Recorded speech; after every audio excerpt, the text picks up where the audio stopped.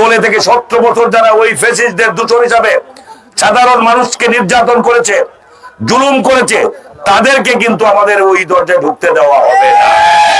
বাকি যারা রয়েছেন সকলের জন্য আমাদের দরজা উন্মুক্ত, ডক্টর ওসমান ফারুক স্যারের দরজা উন্মুক্ত। আপনারা যারা এখানে বসে আছেন, আমি প্রত্যেকেই চিনি যে লোকগুলো এখানে বসে আছেন।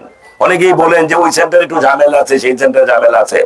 আপনারা যদি মুনাফিকি না করেন, সত্যিকার যদি অন্তর থেকে যদি কাজ করেন, আমি চ্যালেঞ্জ করতে পারি সুতারপাড়ার প্রতিটা ইউনিয়নে, ওয়ার্ডে বিপুল ভোটে বিজয়ী হবো ইনশাআল্লাহ।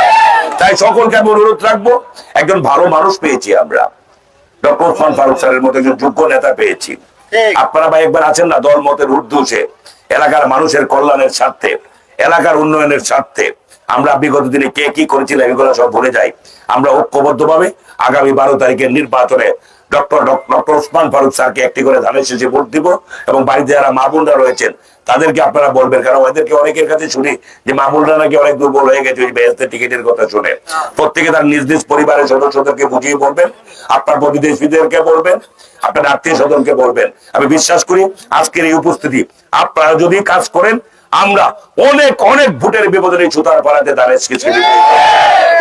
ডক্টর ওসমান ফারুক স্যারকে বিজয়ী করবো। সেই প্রত্যাশা রেখে সকলকে আবারও 12 তারিখে স্যারের বিজয়কে নিশ্চিত করার জন্য মাঠে ময়দানে কাজ করার আহ্বান জানিয়ে আমি আমার বক্তব্য শেষ করছি। খোদা হাফেজ, ধন্যবাদ সবাইকে, আসসালামু আলাইকুম।